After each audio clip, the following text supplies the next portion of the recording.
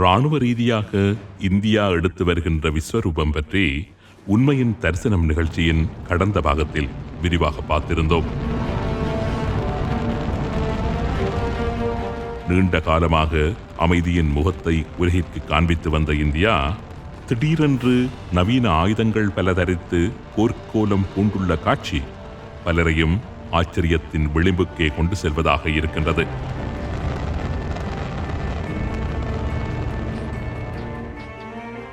இந்தியாவின் இராணுவ ரீதியிலான வளர்ச்சி என்பது சீனாவை மேவும் வகையில் அமைந்துள்ளதா? இந்தியா இராணுவ ரீதியாக எடுத்து வருகின்ற விஸ்வரூபம் என்பது சீனாவுக்கு எந்த அளவிற்கு ஆபத்தானது? சீனாவுடன் ஒரு யுத்தத்தை மேற்கொண்டு அதனை வெல்லும் வகையில் பலத்தை தனதாக கொண்டுள்ளதா இந்தியா? இந்தியாவுக்கும் சீனாவுக்கும் இடையில் ஒரு யுத்தம் ஏற்பட்டால் எந்த நாடு வெற்றி பெறும்? இந்த கேள்விகளுக்கான பதிலைத்தான் இன்றைய உண்மையின் தரிசனம் நிகழ்ச்சியில் நாம் தேடுவதற்கு முயல்கின்றோம்.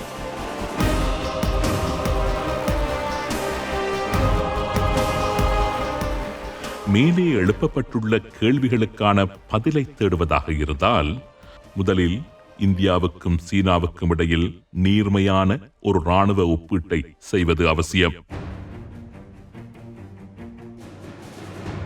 இரண்டு நாடுகள் வசமுள்ள போர் ஆயுதங்கள், அந்த நாட்டின் இராணுவத்தினருடைய போரிடும் ஆற்றல்கள், மனித வலு, ஒரு யுத்தத்தை எதிர்கொள்ளக்கூடிய பொருளாதாரம் உட்பட பல்வேறு காரணிகளை ஒப்பிட்டு பார்ப்பதனூடாகத்தான் இந்தியாவுக்கும் சீனாவுக்கும் இடையே ஒரு யுத்தம் மூழுமா, அப்படி ஒரு யுத்தம் மூண்டால் எந்த நாட்டிற்கு வெற்றி வாய்ப்பு அதிகம் போன்ற விடயங்களை ஓரளவு கணிப்பிட்டு பார்க்க முடியும்.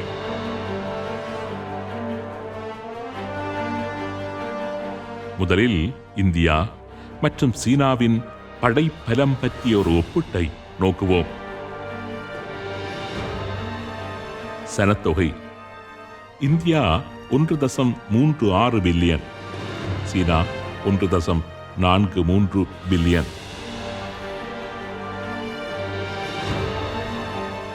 நிலப்பிரதேசம் இந்தியா 1.25 மில்லியன் சதுர மைல்கள், சீனா 3.7 மில்லியன் சதுர மைல்கள்.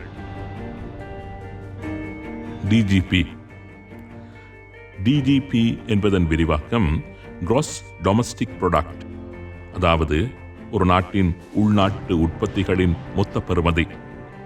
இந்தியாவின் GDP nominal 3 trillion American dollars, சீனாவின் ஜிடிபி 14 ட்ரில்லியன் யுஎஸ் டாலர்ஸ்.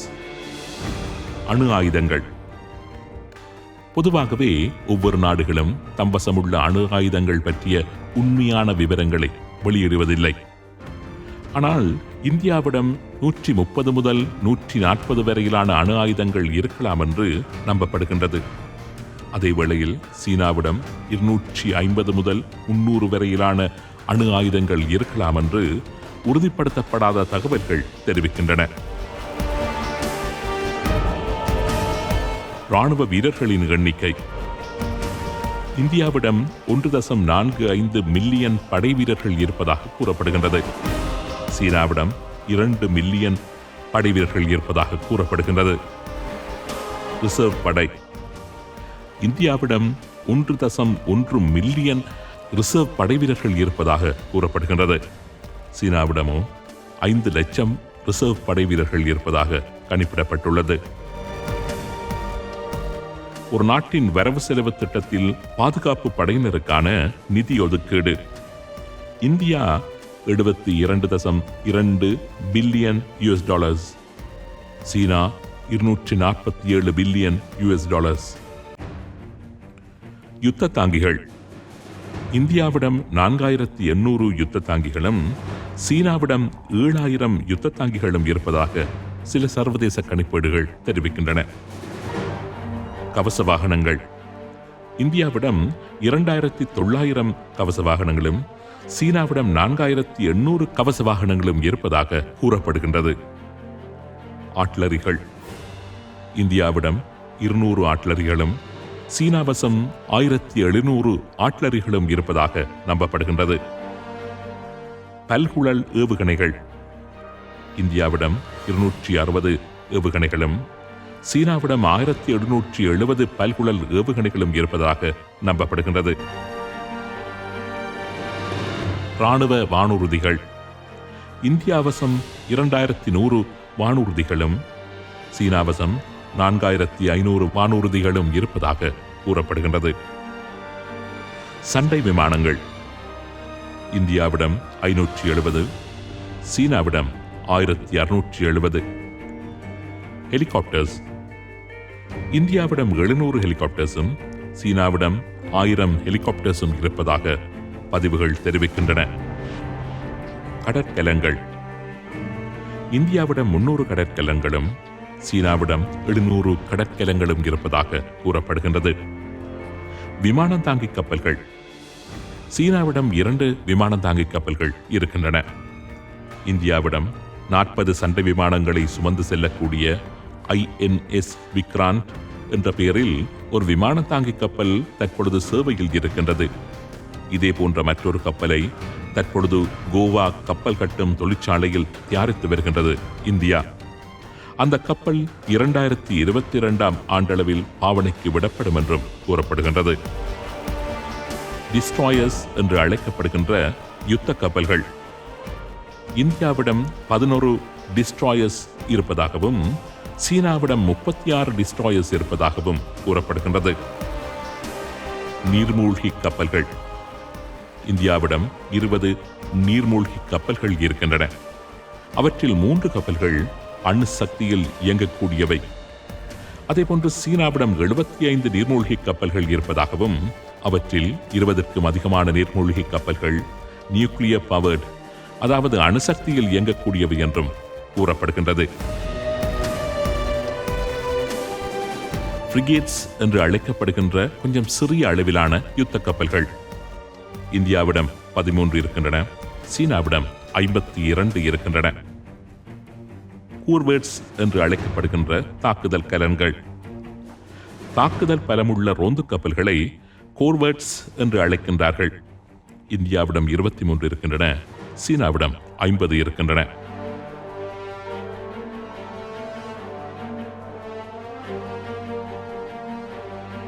மேலே குறிப்பிடப்பட்ட இராணுவ ஒப்பீடுகளை நோக்கும் பொழுது சீனாவுக்கும் இந்தியாவுக்கும் இடையிலான பேலன்ஸ் ஆஃப் பவர், அதாவது 2 நாடுகள் இடையேயான போர்வரை சமநிலையில் சீனாவை விட இந்தியா சற்று பின்தங்கிய நிலையில் உள்ளது போன்ற தோற்றம் தென்படலாம். ஆனால் களமுனையில் பயன்படுத்தப்படுகின்ற போரியல் தந்திரோபாயங்கள், இராணுவ யுத்திகள், படையினரின் மோரல், அதாவது ஓர்மம், போரிடும் ஆற்றல், இவையெல்லாம் படைப்பலம் விடயத்தில் காணப்படுகின்ற சிறிய வித்தியாசத்தை களமுனைகளில் சீர் செய்துவிடும் என்பதில் சந்தேகம் இல்லை. மிக பெரிய படைப்பலத்துடன் போருக்கு சென்ற நாடுகளையெல்லாம் ஒரு சிறிய படையணி துவசம் செய்த பல களமுனைகள் உலக போரியல் வரலாற்றில் காணப்படவே செய்கின்றன. எனவே சீனாவுடன் ஒப்பிடுகின்ற போது இந்தியா தரப்பில் காணப்படுகின்ற சிறிய வித்தியாசம் 2 நாடுகளுக்கும் இடையேயான போர்வரை சமநிலையை பெரிய அளவில் பாதிக்காது என்றே போரியல் வல்லுநர்கள் தெரிவிக்கின்றார்கள். ஆனால் சீனாவுடன் ஒப்பிடுகின்ற பொழுது இந்தியா பின்தங்கிய நிலையில் அல்லது தற்போதைய நிலையில் சீனாவை நெருங்குவதற்கு சற்று கடினமாக உள்ள 3 முக்கிய காரணிகளை ஆய்வாளர்கள் சுட்டிக் காண்பிக்கின்றார்கள்.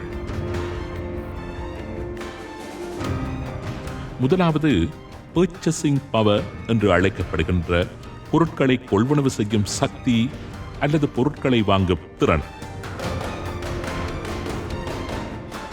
இந்தியாவின் பர்ச்சேசிங் பவர் $10.5 மில்லியன். ஆனால் சீனாவின் பர்ச்சேசிங் பவரோ $25.4 மில்லியன். இந்தியாவை விட கிட்டத்தட்ட 2.5 மடங்கு பர்ச்சேசிங் பவரினை சீனா தனதாக கொண்டுள்ளது. இந்த பர்ச்சேசிங் பவர் விடயத்தில் சீனாவின் பலம் ஒப்பீட்டளவில் வானை எட்டும் வகையில் உள்ளது.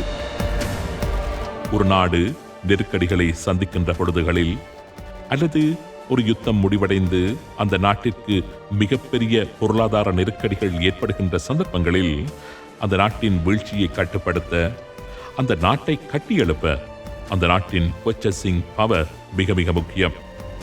ஒரு நீண்ட கால யுத்தத்தை கொண்டு நடாத்துவதற்கு கூட இந்த பர்ச்சேசிங் பவர் என்கின்ற விடயம் மிக மிக முக்கியமான ஒரு காரணி. உலகில் உள்ள நாடுகளில் இன்று அதிகூடிய பர்ச்சேசிங் பவரை தனதாக கொண்ட ஒரு நாடு சீனாதான். அமெரிக்காவை விட, மற்ற வல்லரசு தேசங்களை விட சீனாவின் பர்ச்சேசிங் பவர் தான் இன்று அதிகம் என்று கூறப்படுகின்றது. இன்றைய நிலையில் மற்ற நாடுகளுடன் ஒப்பிடுகின்ற பொழுது சீனாவின் பர்ச்சேசிங் பவர் அதிகம் என்பது மாத்திரமல்ல, சீனாவின் பர்ச்சேசிங் பவர் அண்மை காலமாக மிக மிக வேகமாக வளர்ச்சி அடைந்து கொண்டே செல்கின்றது என்பதும் குறிப்பிடத்தக்கது. 2060 ஆண்டளவில் சீனாவின் பர்ச்சேசிங் பவர் இன்றுள்ள தொகையை விட 2 மடங்காக வளர்ச்சி அடையும் என்று பொருளியல் வல்லுநர்கள் கணிப்பிட்டுள்ளார்கள். இதுபோன்றுதான் சீனாவின் ஃபாரின் ரிசர்வ் என்கின்ற விடயமும். இந்தியாவின் ஃபாரின் ரிசர்வ் $555.12 பில்லியன். அதேவேளை சீனாவின் foreign reserve $3399.9 billion. Foreign reserve என்பது ஒரு நாடு எவ்வளவு வெளிநாட்டு பணத்தை கொள்வனவு செய்து தன்னுடைய சேமிப்பில் வைத்திருக்கின்றது என்கின்றதான கணிப்பீடு. ஒரு யுத்தத்திற்கான பொருளாதார தேவைகளை சந்திப்பதற்கு அல்லது ஒரு கொடிய யுத்தத்தின் இழப்புகளை ஈடு செய்வதற்கு இந்த ஃபாரின் ரிசர்வ் என்பது ஒரு நாட்டிற்கு மிக மிக அவசியமான ஒன்று. இதிலும் சீனாவின் முன்னணி என்பது இந்தியாவை விட பல மடங்கு அதிகம் என்பது குறிப்பிடத்தக்கது. இன்று உலகிலேயே அதிக அளவிலான ஃபாரின் ரிசர்வினை தன்வசம் வைத்திருக்கின்ற நாடு சீனாதான். அமெரிக்கா, ரஷ்யா, ஐரோப்பிய நாடுகள், ஜப்பான், மத்திய கிழக்கு உட்பட மற்றைய அனைத்து பணக்கார தேசங்களையும் விட ஃபாரின் ரிசர்வ் விடயத்தில் முன்னணி வகிக்கின்ற நாடு சீனாதான். சீனா தனது ஃபாரின் ரிசர்வினை கடந்த மே மாதத்தில் மாத்திரம் $10.6 பில்லியன் அதிகரித்துள்ளதும் குறிப்பிடத்தக்கது. அதாவது உலகமே கொரோனா தொற்று காரணமான பொருளாதார நெருக்கடிக்குள் சிக்கி தடுமாறிக் கொண்டிருந்த நிலையில் ஒரு பக்கம் சீனா எண்ணிலடங்காத ஆயுத தளவாடங்களை தயாரித்து குவித்துக் கொண்டிருந்த அதே வேளை மறுபக்கம் $10.6 பில்லியனினால் தனது ஃபாரின் ரிசர்வினை அதிகரிக்கும்படியான பொருளாதார பலத்தை சீனா தனதாக கொண்டுள்ளது என்கின்ற செய்தி உலகையே ஆச்சரியத்திற்குள்ளாக்கியுள்ளது. இந்தியாவுக்கும் சீனாவுக்கும் இடையிலான போர் வரைச் சமநிலை என்கின்ற விடயத்தில் சீனாவை இந்தியா எட்டுவதற்கு கடினமான முக்கியமான 2 காரணிகள் தான் இந்த பர்ச்சேசிங் பவர் மற்றும் ஃபாரின் ரிசர்வ். இவற்றை விட மூன்றாவதாக உள்ள ஒரு காரணிதான் இந்தியாவுக்கும் சீனாவுக்கும் இடையிலான பேலன்ஸ் ஆஃப் பவர் விடயத்தில் இந்தியா மீதான சந்தேகத்தை அதிகம் எழுப்புகின்ற முக்கியமான ஒரு காரணி என்று கூறுகின்றார்கள் போரியல் ஆய்வாளர்கள். அதுதான் இந்தியாவின் மோரல். இந்தியாவின் குறிக்கோள்கள் மற்றும் இலக்குகள் தொடர்பான கேள்விகளை எழுப்புகின்ற சில நடுநிலையான ஆய்வாளர்கள் சீனாவுடன் ஒப்பிடுகின்ற பொழுது இந்தியா என்கின்ற தேசத்தின் இலக்குகள் பலவீனமான மோரலை கொண்டுள்ளதாகவும், இது 2 நாடுகளுக்கும் இடையிலான போர்வரை சமநிலையில் இந்தியாவின் பலவீனமான பக்கத்தையே வெளிப்படுத்துவதாகவும் தெரிவிக்கின்றார்கள். இந்த விடயத்தில் சில போரியல் ஆய்வாளர்கள் எழுப்புகின்ற கேள்விகள் இவைதான். 2049 ஆண்டில் உலகின் முதல் தர வல்லரசு என்கின்ற நிலையை தான் அடைந்துவிடப் போவதாக சீனா பகிரங்கமாக அறிவித்துள்ளது. ஆனால் இந்தியாவுக்கு அப்படி ஏதாவது இலக்குகள் இருக்கின்றதா? சீனா உலகின் முதல் தர வல்லரசு என்கின்ற தனது இலக்கை நோக்கிய பயணத்திற்கு பொருளாதார ரீதியாக வலுச்சேர்க்கும் முகமாக முத்துமாலை திட்டம், பட்டுப்பாதை திட்டம், ஒன் பெல்ட் ஒன் ரோட் திட்டம் உட்பட பல திட்டங்களை அறிமுகப்படுத்தி நடைமுறைப்படுத்தியும் வருகின்றது. இந்தியா ஒரு யுத்தத்தை சந்திக்கும்படியாக எப்படியான பொருளாதார பொறிமுறையை தனதாக கொண்டிருக்கின்றது? தென்சீன கடற்பரப்பின் பெரும் பகுதி தனக்கு சொந்தமானது என்று சீனா உரிமை கொண்டாடி வருகின்ற அதேவேளை அந்த கடற்பரப்பை கையகப்படுத்தும் நோக்கத்தில் சீனா ஆழ்கடலில் செயற்கை தீவுகளை அமைத்து வருகின்றது. அந்த தீவுகளை தனது இராணுவ தளங்களாகவும் அது மாற்றி வருகின்றது. இந்தியா தன்னுடையது என்று கூறி உரிமை கொண்டாடி வரும் ஏதாவது ஒரு பகுதியை அடையும் நோக்கத்துடன் ஏதாவது முயற்சியை செய்கின்றதா? பண்டைய சீனாவின் அங்கமாக இருந்த பிரதேசங்களை எல்லாம் சீனாவுடன் இணைப்பதற்காக அடுத்த 50 வருடங்களில் தான் 6 முக்கிய யுத்தங்களை புரிய இருப்பதாக சீனா தெரிவித்துள்ளது. இந்தியாவுக்கு அப்படி ஏதாவது திட்டம் இருக்கின்றதா? குறைந்தது கச்சத்தீவை மீட்பேன் என்றாவது இந்தியா எப்பொழுதாவது கூறியிருக்கின்றதா? சீனாவின் உற்ற தோழன் ரஷ்யா.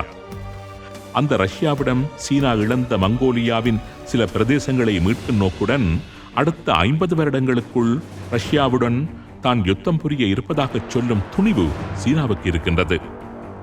இந்தியா தன்னுடையது என்று உரிமை கொண்டாடும் காஷ்மீரை மீட்க பாகிஸ்தானுடன் தான் யுத்தம் புரிவேன் என்று இந்தியாவினால் சொல்ல முடியுமா? இந்தியாவின் ஒரு மாநிலமான அருணாச்சல பிரதேசம் தன்னுடையது என்று உரிமை கொண்டாடி வரும் சீனா இந்தியாவின் அருணாச்சல பிரதேசத்தை தன்னுடன் இணைத்தே தீர்ப்பேன் என்று கங்கணம் கட்டிய நிற்கின்றது.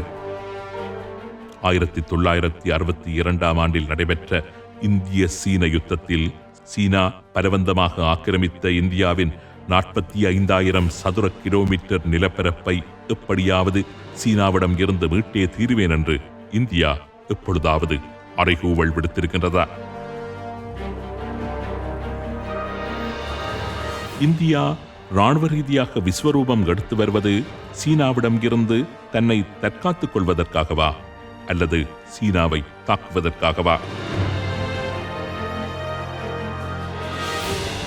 இந்தியாவின் அண்மைக்கால ஆயுத தரிப்பு என்பது ஆசியாவில் சீனாவுடனான பேலன்ஸ் ஆஃப் பவரை, அதாவது சீனாவுடனான ஒரு இராணுவ சமநிலையை பேணி சீனா தன்னை தாக்கிவிடாதபடிக்கு தற்காத்துக் கொள்வதற்காகவா அல்லது சீனா கையகப்படுத்தி வைத்துள்ள இந்தியாவின் 45,000 சதுர கிலோமீட்டர் நிலப்பரப்பை மீட்பதற்காகவா?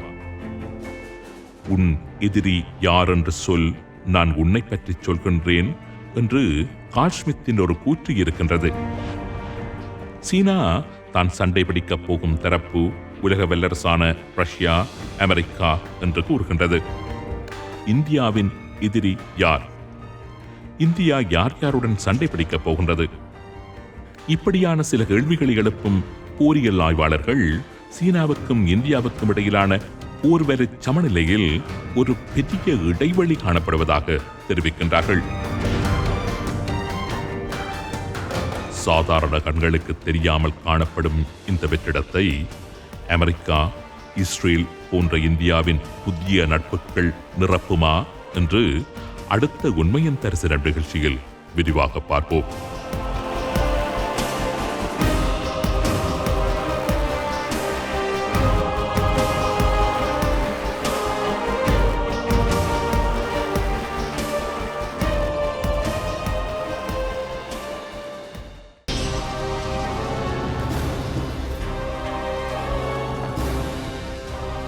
உண்மையின் தரிசனம் நிகழ்ச்சிக்கு அனுசரணை வழங்குவோர் தமது 15வது வருட நிறைவை கொண்டாடும் சஹானா ஜுவல்லர்ஸ், வெம்ப்லி மற்றும் ஈஸ்டாம். உங்கள் பழைய நகைகளை கொடுத்து புதிய நகைகளை செய்கூலியின்றி சஹானா ஜுவல்லர்ஸில் பெற்றுக் கொள்ளுங்கள்.